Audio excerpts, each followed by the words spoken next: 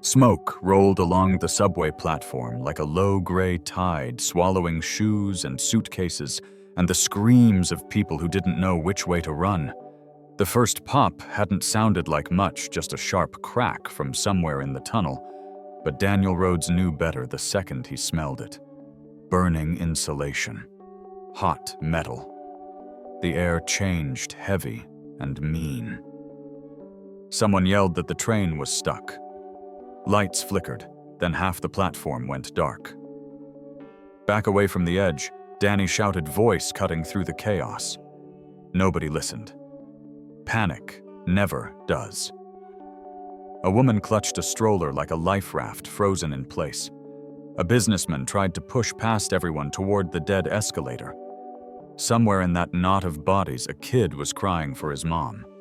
Danny didn't think about the suit he'd borrowed. He didn't think about the custody hearing that was supposed to decide if he kept his son. He vaulted down onto the tracks. The third rail was still live.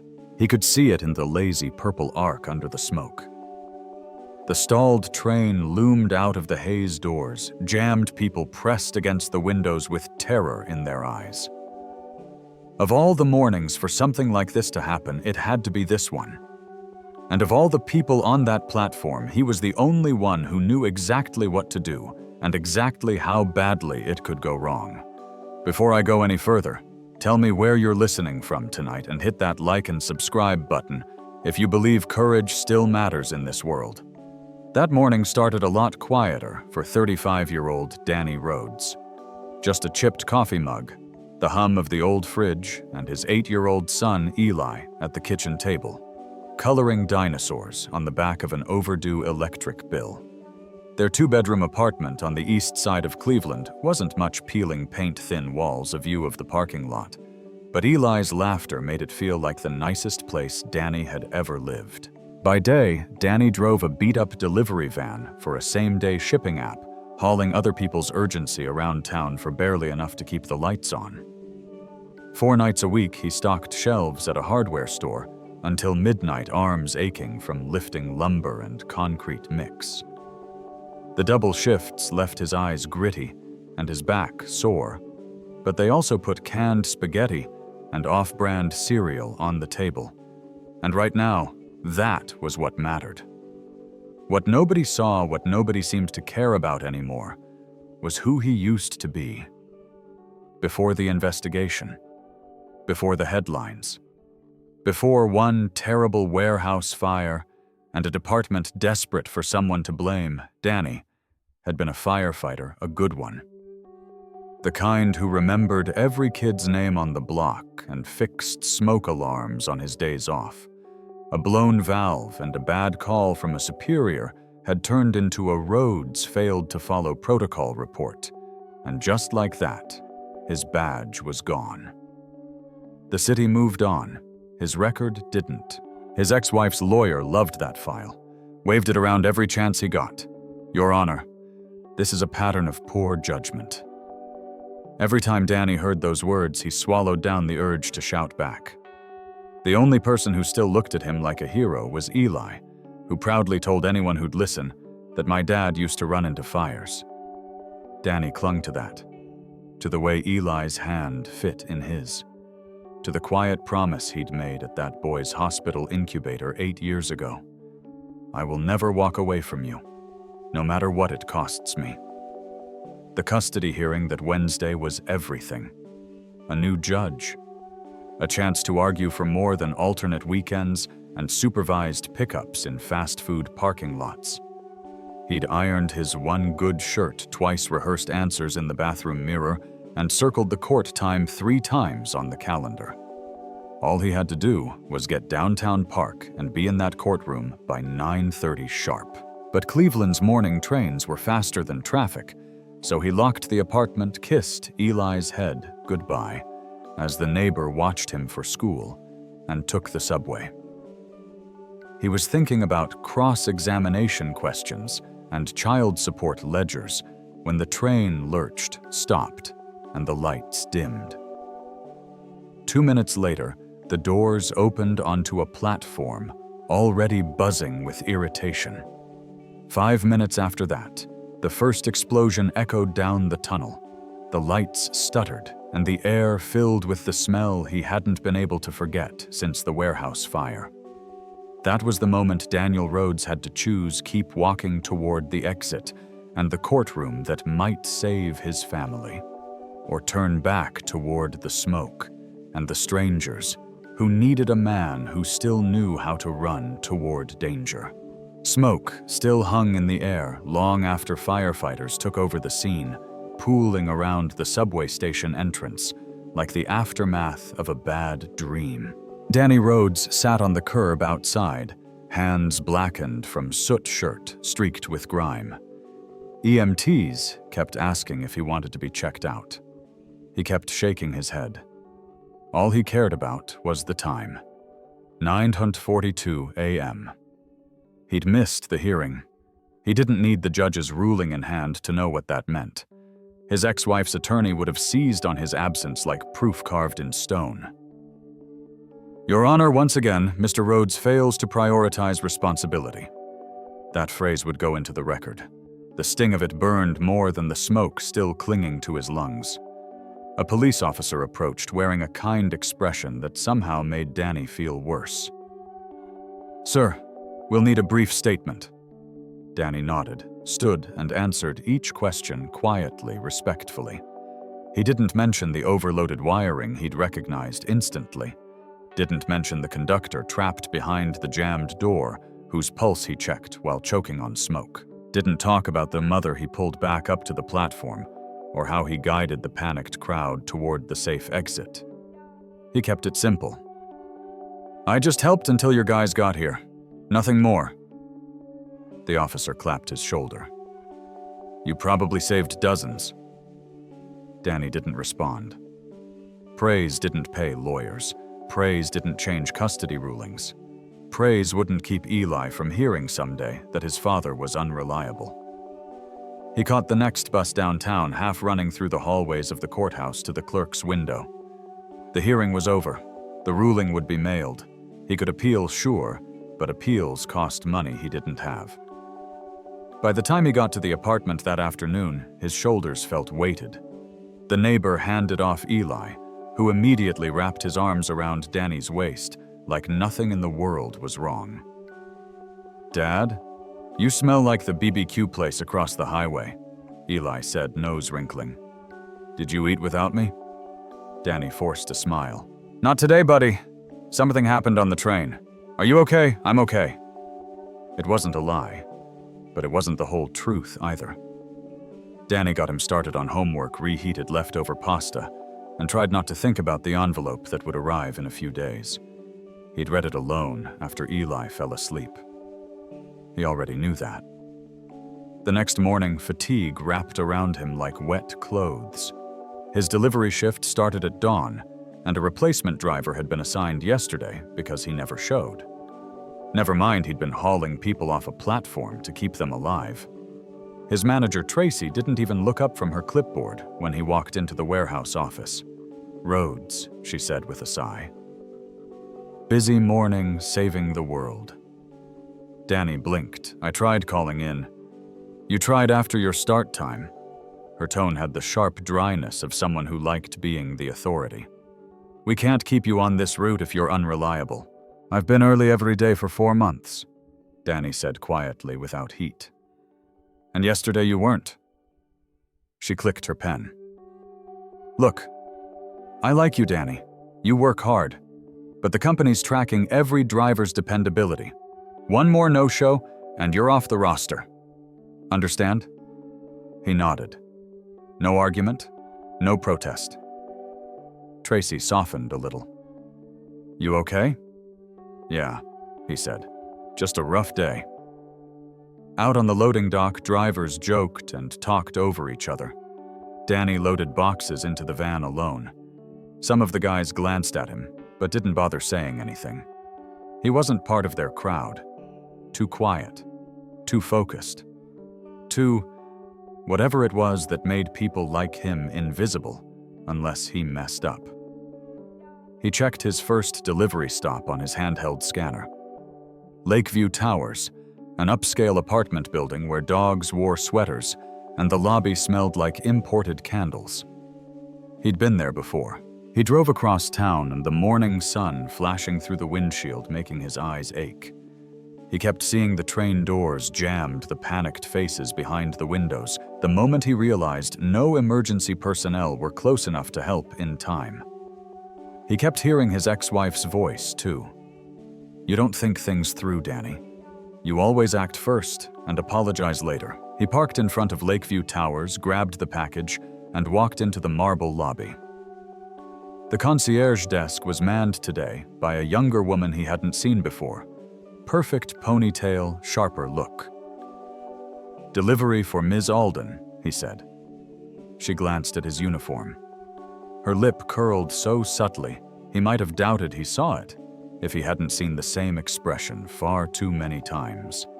"Use the service entrance," she said, sliding a clipboard toward him like she didn't want their hands to accidentally touch. "Residents don't like workers tracking dirt on the main floor. I've delivered here 100 times, Danny said. "Policy changed." Her nail tapped the form. "Sign, please." He signed. She didn't look at him again. Outside, he went around to the back of the building.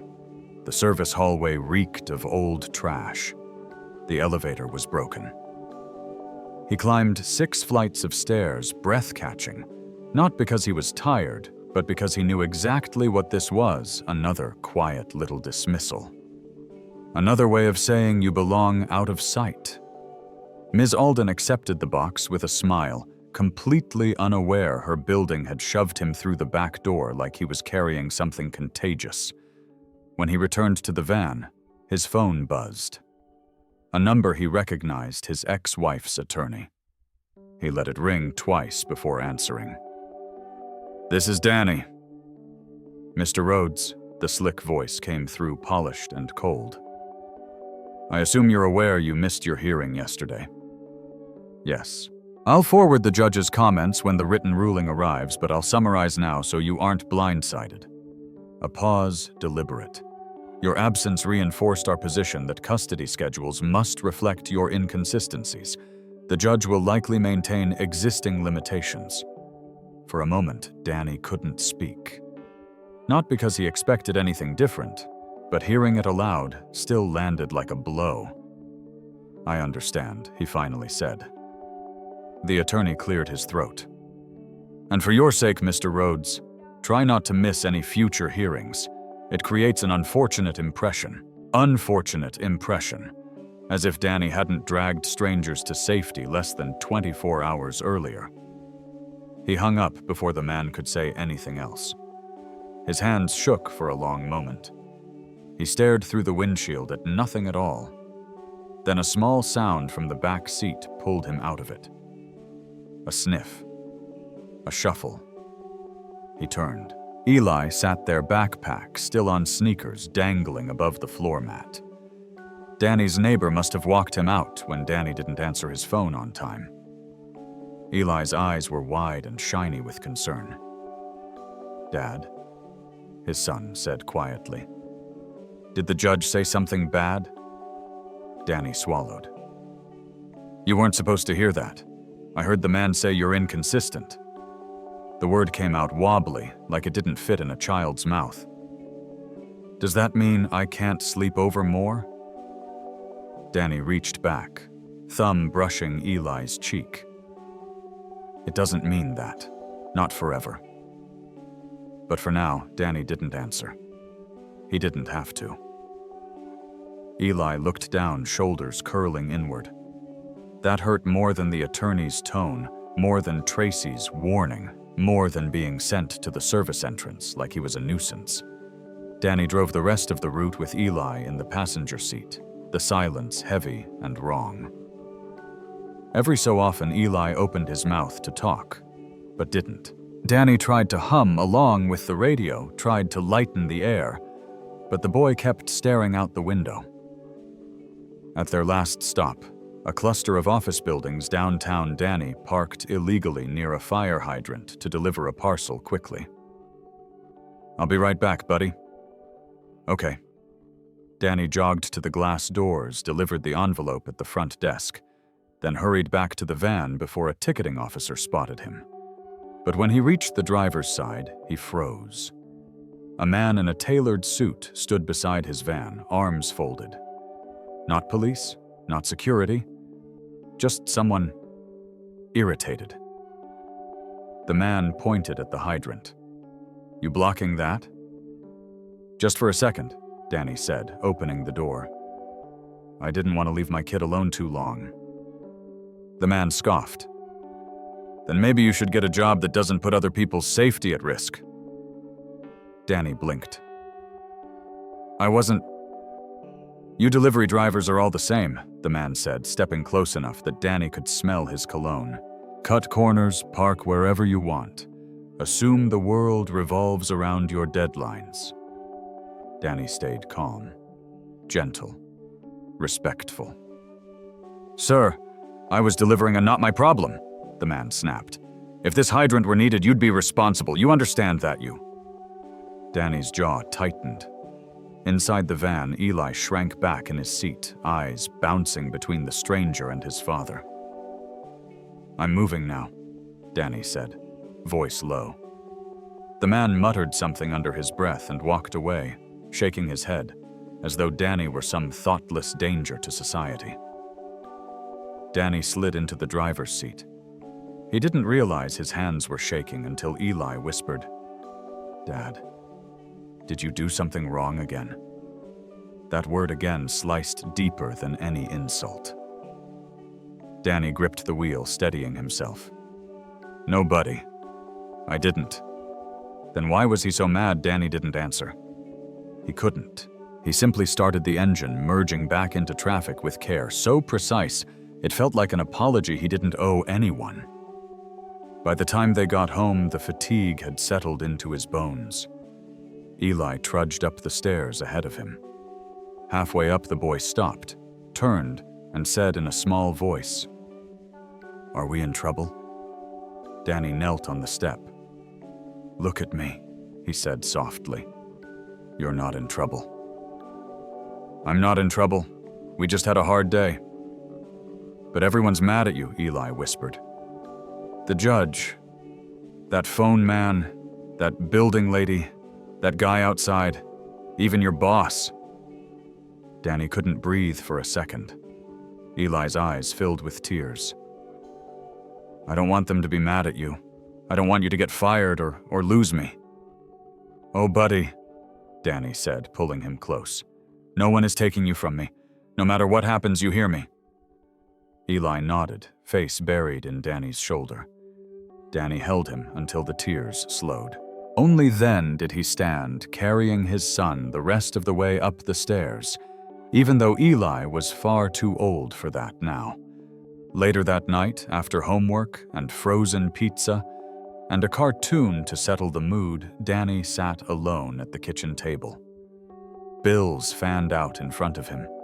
The delivery app, the store shifts, the attorney invoices, the looming possibility of losing hours, losing income, losing ground in a battle he'd been fighting for years. The envelope from the courthouse wasn't even here yet, and already the weight of it hung in the air like a storm cloud. He rubbed his temples, eyes burning. He'd run into smoke to save strangers without hesitation. But he couldn't outrun the quiet, grinding forces determined to paint him as the problem. He closed his eyes, drew a long breath. Tomorrow, he'd have to face Tracy again. Face the guys on the dock. Face whatever was coming from the judge. Face Eli's fragile hope. But tonight, exhaustion pinned him where he sat. He didn't see it coming until it hit a realization so sharp and unwelcome, he gripped the table's edge. If all this pressure kept building, if the slights, doubts, warnings, and judgments kept stacking the way they were, something was going to break. And it was no longer just his livelihood on the line. It was the one thing he could not afford to lose. His son. That understanding settled over him like thunder. Something big was coming, something he could feel in his bones. And when it arrived, he wouldn't be able to stay quiet anymore. Morning broke, with a strange, heavy stillness, one of those Cleveland days where the sky looked bruised before noon and the wind felt like it was waiting for trouble. Danny Rhodes pulled the delivery van into the warehouse lot, heart already dragging from the long night before. He'd barely slept. Every time he closed his eyes, he saw Eli's trembling shoulders, heard that small voice asking, "Are we in trouble?" He walked into the warehouse, scanning, gun in hand, pushing through the ache in his chest. Tracy barely nodded at him from behind her clipboard. The guys on the dock didn't even glance up. Just boxes stacked to the ceiling, humming conveyor belts, and the low drone of forklifts. But something felt wrong. The emergency exit door near the back had a metal bracket half torn off. The overhead lights on the east side flickered, then steadied. A forklift beeped as it backed up, but the driver looked distracted, scanning his phone instead of the aisle. Danny's instincts twitched, the same instincts drilled into him during a decade of firehouse mornings, building inspections, and emergency callouts. He paused, staring at the flickering lights. The hum of the building's electrical system wasn't right. It had a faint pulse beneath it, an irregular vibration only someone who spent years in burning buildings would recognize. A transformer somewhere in the building was struggling. He took a step toward Tracy's office to warn her, but she caught him first. "Rhodes," she said, sharply, motioning him over. "We need to talk." He braced himself. "What's going on?" She folded her arms. Corporate sent over the attendance review. Yesterday's no-show counted as a strike. One more and a deafening crack split the air. Lights burst overhead, actual bursts, tiny shattering pops, followed by a wail so deep it shuddered through the floor. The building trembled. Boxes toppled. Drivers shouted. Then came the smell. Not smoke yet, but the precursor. Overheated wiring. Electrical insulation cooking from the inside out. Tracy's face drained of color. What was that? Danny didn't answer. He was already moving. From the far side of the warehouse came panicked yelling. The forklift driver had abandoned the machine, which now sat crooked, one wheel in the air, its warning beacon spinning. Sparks dripped like molten stars from the ceiling panels above it. The transformer was failing and fast. Everyone outside Danny bellowed, voice echoing through the rafters. "Go, go now!" But panic made people stupid. Two drivers froze. One ran toward the wrong exit. Another ducked behind stacks of boxes like that would offer protection.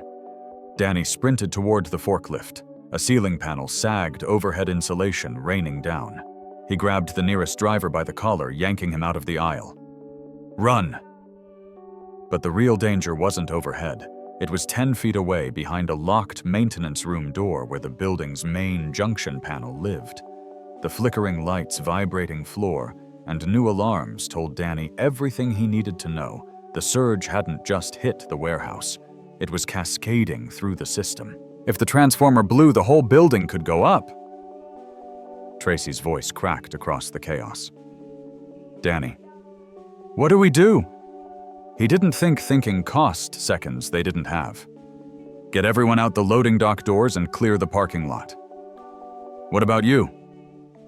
He didn't answer because he was already at the maintenance door, yanking the handle. "Locked." "Of course."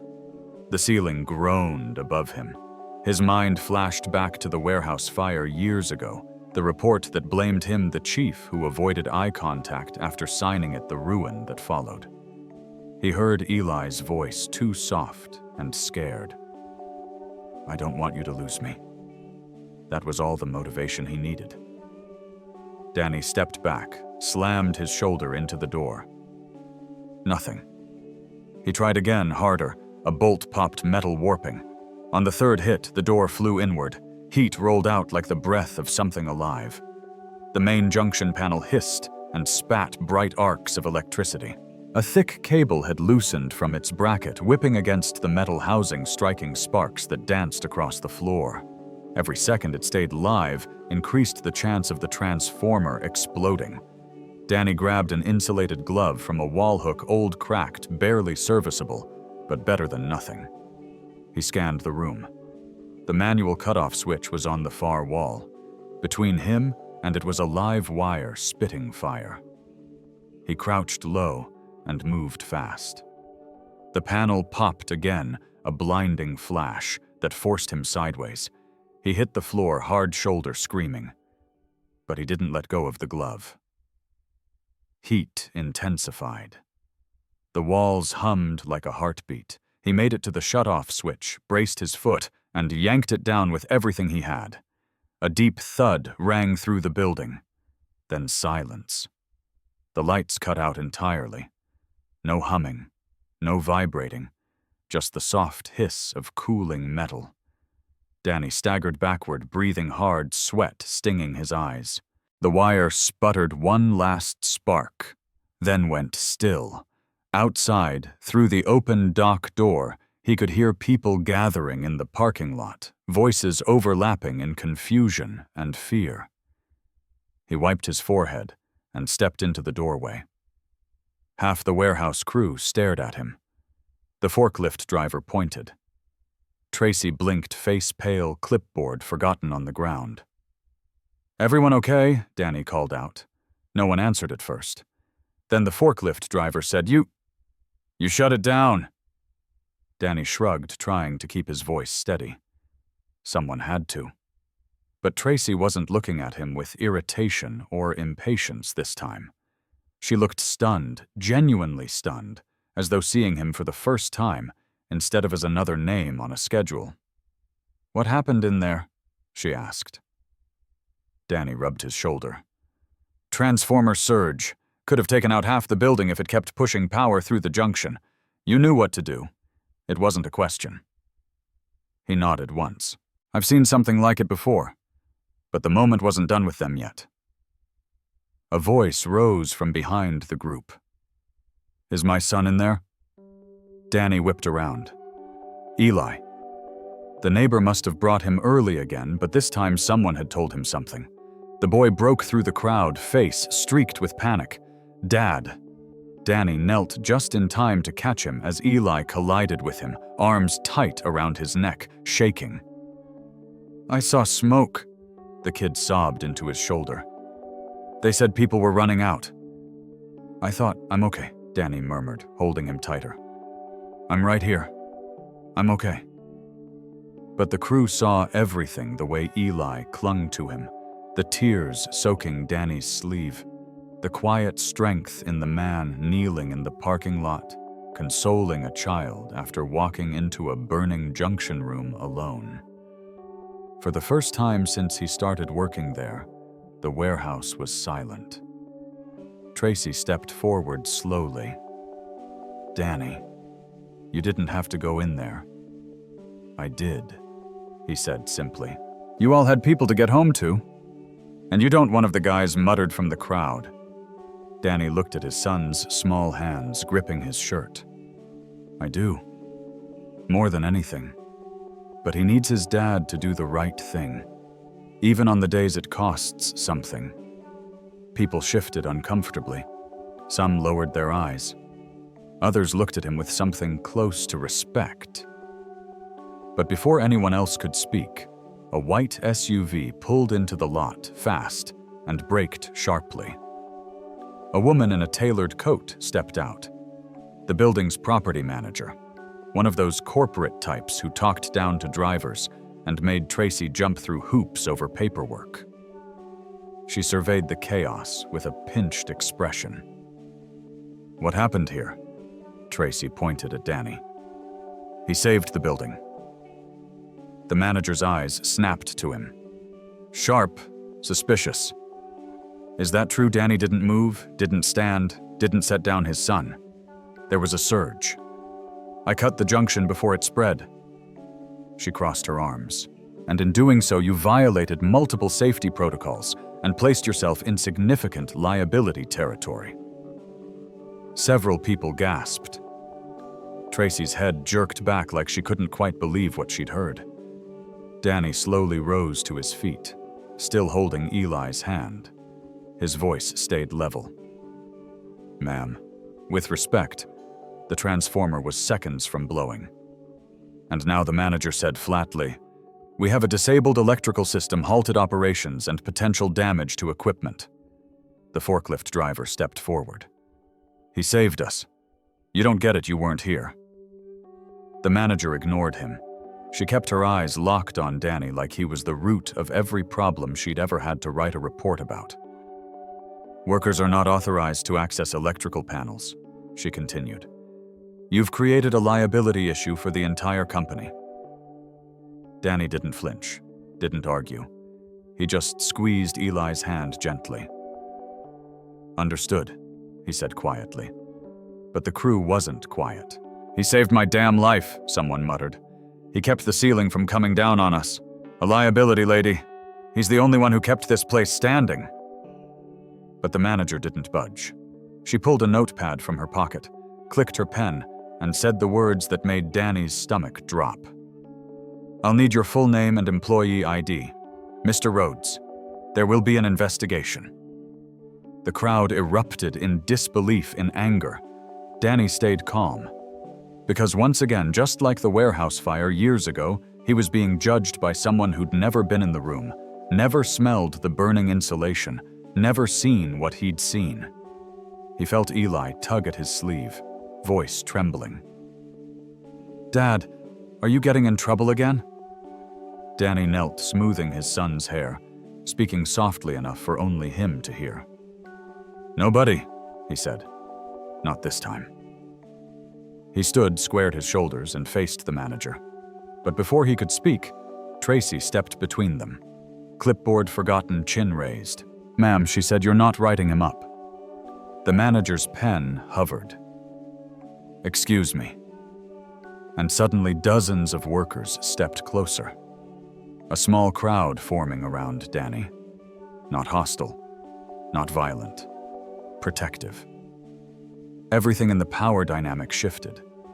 And for the first time since the smoke-filled subway, since the missed hearing, since the judging glances and quiet dismissals, the world around Danny Rhodes wasn't looking down at him. They were standing with him. Because they had seen what he'd done. Because they understood who he really was. And because something bigger, something explosive was coming next. The warehouse parking lot pulsed with a strange electric quiet. Hundreds of thousands of dollars worth of daily operations frozen in place. Workers gathered in tight circles. The last threads of smoke drifting from the loading dock door. Danny Rhodes stood with Eli's small hand wrapped in his, surrounded by people who only minutes earlier treated him like background noise. Now they watched him like the ground itself had shifted. Tracy faced the property manager head-on, her chin lifted in a way Danny had never seen. "You're not writing him up," she repeated, voice firm.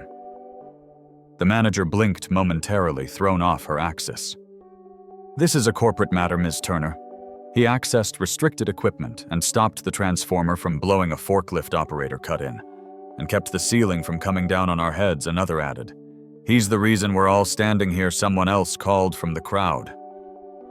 A ripple of agreement spread across the group. The manager's eyes darted around, unsettled by the sudden unity. Danny felt Eli press closer to his side, his little fingers gripping the fabric of Danny's shirt like he thought someone might yank his dad away. Tracy took a step forward, gesturing at the loading dock. "You think corporate cares about your paperwork when an entire distribution hub could have gone up in flames? You think they want to explain to insurance how a kid's dad got written up for saving the building?" The manager hesitated. Just long enough.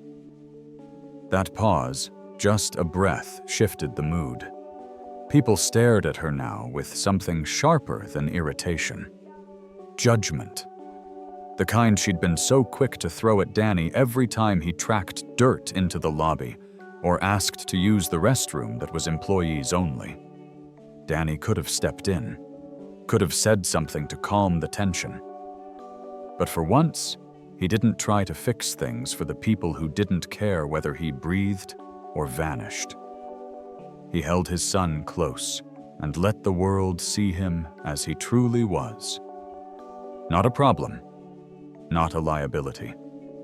A man who ran toward danger while others froze. The property manager cleared her throat, visibly rattled. Regardless of circumstances, I still need to file an incident report. A groan rippled through the workers. Then Tracy said, "You want to file something? File a commendation." The manager blinked. "A what?" "A commendation," Tracy repeated. "For decisive action in an emergency, for preventing catastrophic loss, for protecting personnel." "That's not Tracy's right," the forklift driver said. "And we'll back her, every one of us." Murmurs turned into soft agreement. Heads nodded. Someone patted Danny's arm. Another clapped his shoulder.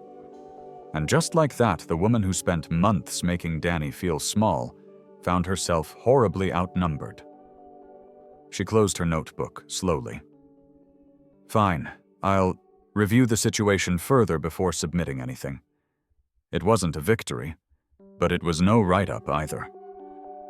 Danny didn't smile. He didn't gloat. He simply nodded once, the same modest gesture he'd used 1,000 times after unloading freight or fixing a jammed conveyor belt. But something inside him shifted. Some wall that had held against years of quiet humiliation cracked open just enough to let a little air in. Eli tugged on his sleeve. "Dad, can we go home soon, buddy?" Danny said. "Just a few more minutes." That was when the black SUV rolled into the parking lot. It wasn't like the property manager's car or like any vehicle that belonged to a warehouse employee. This one had tinted windows, polished chrome trim, and a government-grade stance. The crowd parted instinctively. Danny felt his stomach twist. From the passenger side stepped a woman he hadn't seen in years. Chief Irina Calder, Cleveland Division of Fire, his old battalion chief, and the woman who signed the operational report that destroyed his career. Her hair was shorter now, streaked with more gray, but her eyes, those sharp, assessing eyes, were exactly the same. She walked with purpose, scanning the building, the parking lot, and then stopping right on him. Eli gripped Danny's hand harder. "Dad, why is a fire chief here?" Danny forced his breath steady. "I don't know." But deep down he did. Calder approached the crowd. "Who shut off the main junction?" she asked, voice cutting through the chatter. No one answered. People looked at each other, then at Danny. Slowly, Tracy lifted her hand.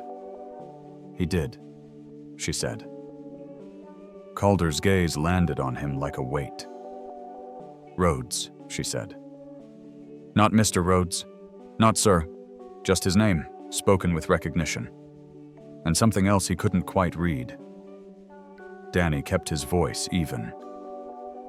"Chief, you still know your way around an electrical panel," she said. He didn't respond. Because this moment, this woman was tied to the biggest wound of his life. Calder looked around at the workers. "You all need to understand something. The transformer that feeds this hub was minutes, maybe seconds, from catastrophic failure. You'd have been looking at a blast that could have leveled half the loading bay." The property manager paled. Workers murmured in shock. Calder pointed at Danny. He prevented that. People turned again to stare at him, but this time their faces weren't angry or confused. They looked stunned. Grateful? Ashamed they'd ever rolled their eyes at him. Calder stepped closer. "Rhodes, when I saw your name on dispatch, I thought it had to be a mistake," Dispatch Tracy asked. Calder nodded. When the station got the surge alert, the system pulled maintenance logs. One flagged note said someone on site had shut down a junction. The name on the signature was Daniel Rhodes. I came myself. A hush settled. People began whispering. Because the surprise wasn't that he shut down the panel. It was that the fire department knew his name. Calder folded her arms. You never told them, did you? Danny didn't move. Told them what? That you used to be a firefighter. The word used to cut deeper than any reprimand he'd ever received. Gasps scattered through the crowd.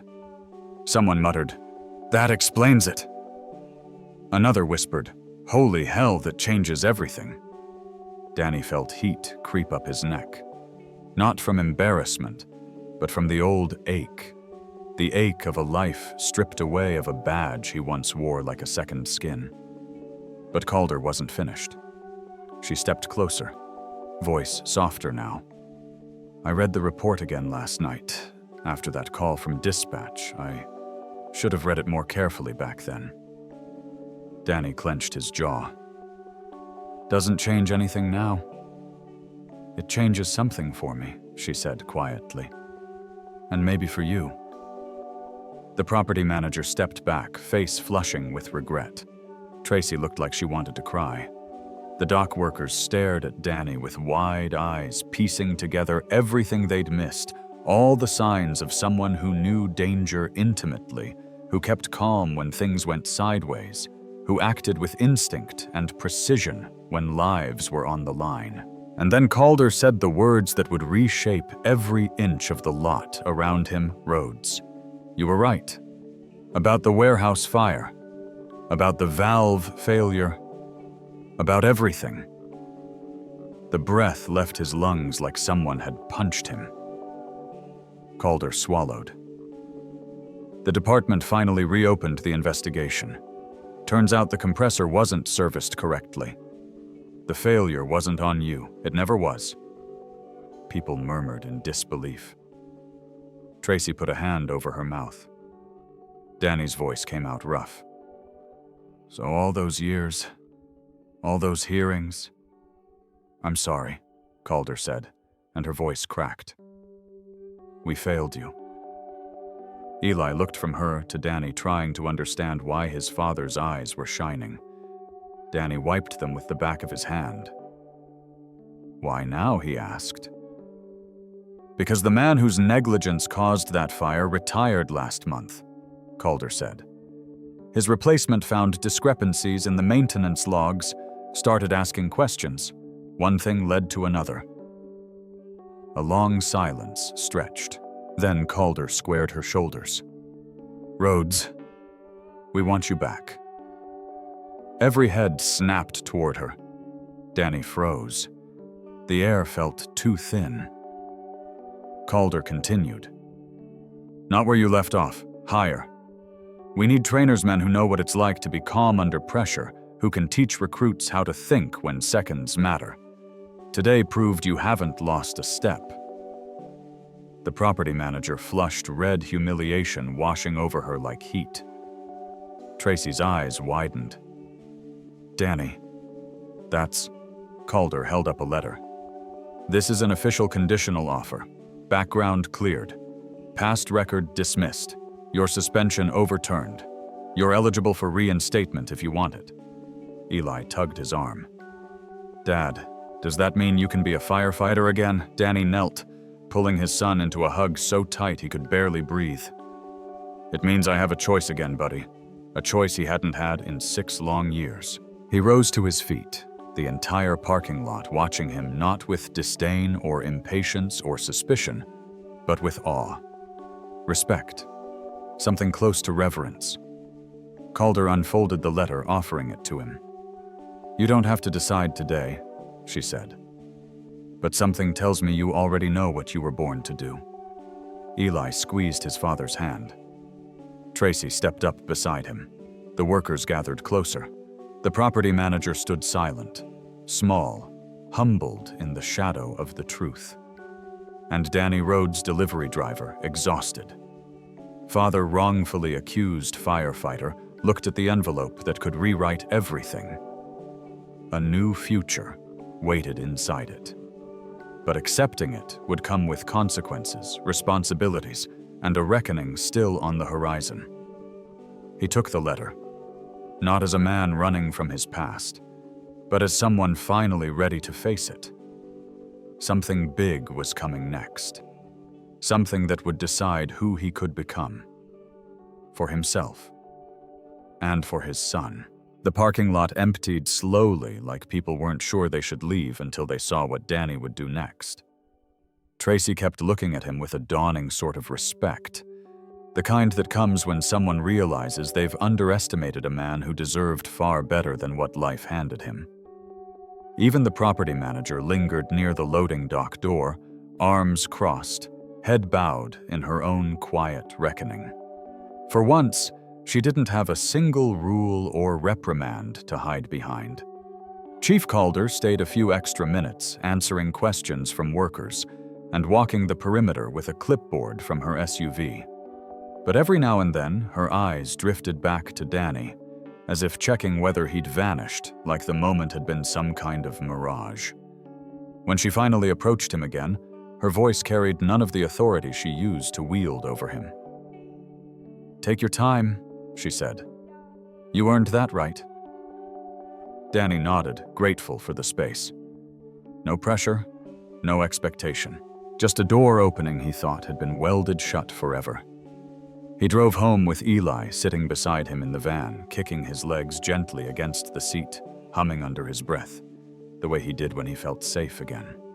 Danny kept glancing over, soaking in every little moment. Because for the first time in years, he wasn't walking uphill anymore. That night, after Eli fell asleep on the couch during a superhero movie, Danny sat at the kitchen table and unfolded the offer letter. His hands trembled more now than they had in the electrical room. A reinstatement, back pay adjustment if he accepted, a new training position, a clean record. Words he never thought he'd see in his lifetime. He'd lost so much over that old fire. His badge, his pride, his marriage, his standing in the city. But the thing he'd lost most was the belief that anyone would ever trust him again. And here it was, a second chance, real solid earned. He exhaled slowly, feeling something inside him settle after years of shaking. 2 days later, the property manager asked to meet him privately. She didn't bring her authoritarian tone. She didn't bring her pen. She just stood in the break room, hands clasped in front of her, looking as small as he'd ever seen her. "I was wrong," she said. "About you. About everything." He didn't want humiliation from her, just truth. And she gave it to him word by word. Tracy gave him the rest of the week off paid. She claimed it came down from corporate, but Danny suspected she'd pushed hard for it. The forklift driver slipped him a gift card for a pizza place. Warehouse guys who barely said hello before now patted him on the shoulder when they passed. Something had shifted. Not because he'd asked for respect, but because he finally let them see who he really was. 3 months later, the Cleveland Fire Training Academy buzzed with the sound of new cadets hauling hoses across gravel and practicing ladder drills under a cold sun. Danny stood on the practice field wearing a fresh uniform navy crisp, carrying the insignia he once thought he'd never touch again. His title: Training Specialist Rhodes. Eli sat on the bleachers after school, drawing pictures of fire engines in his notebook. Every so often he looked up, grinning like he was watching the world's greatest magic trick unfold. "Dad, you're so good at this," he'd call out. And every time Danny felt that old ache in his chest transform into something warm and weighty. At home, the apartment felt different too. Lighter. Not because money suddenly solved everything, though steady hours helped, but because there was dignity again. A sense of purpose. A sense of deservedness. Even on weekends when the warehouse called asking if he'd consider coming back part-time, he smiled and politely declined. He didn't owe them anything. But he was grateful for the way they stood around him that day in the parking lot. Sometimes solidarity matters more than apologies. Chief Calder dropped by his office one afternoon, leaning on the doorframe like she'd been doing it all her life. "You settling in?" Danny nodded. "Feels right." She crossed her arms. "It should. You were built for this. And for what it's worth, I'm glad you didn't give up on yourself even when the department did." He didn't tell her that he almost had. He didn't need to. She could see it in the way he stood a little taller now, the way he greeted each cadet by name, the way he turned every drill into a lesson rooted in real experience, not fear, not blame, but compassion. Hard-earned compassion. In the evenings, he and Eli developed a new ritual. They'd take a long walk around the neighborhood talking about school, the academy, or nothing at all. Eli loved those walks. Danny did too. For the first time in a long time, he wasn't rushing to the next job or the next bill or the next crisis. He was present. A better father. A man with his feet under him again.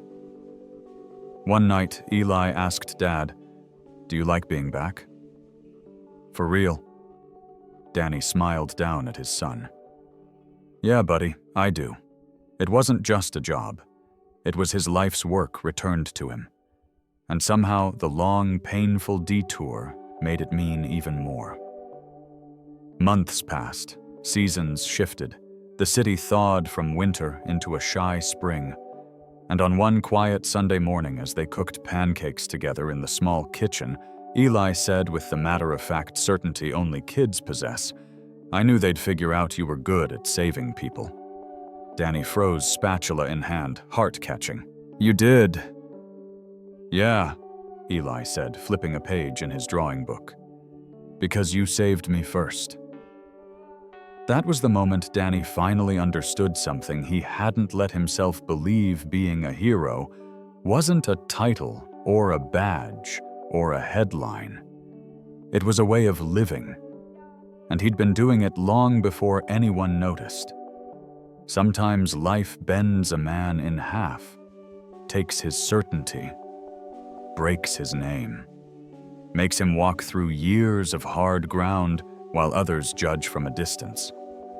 But sometimes on rare good days, it also hands that man a chance to rise again. Not clean, not perfect, but whole. And that's exactly what Danny Rhodes became. A man restored, a father anchored, and someone who learned that courage doesn't fade just because the world stops clapping for it. It waits, quietly, until the moment it's needed again, and when called upon, it answers.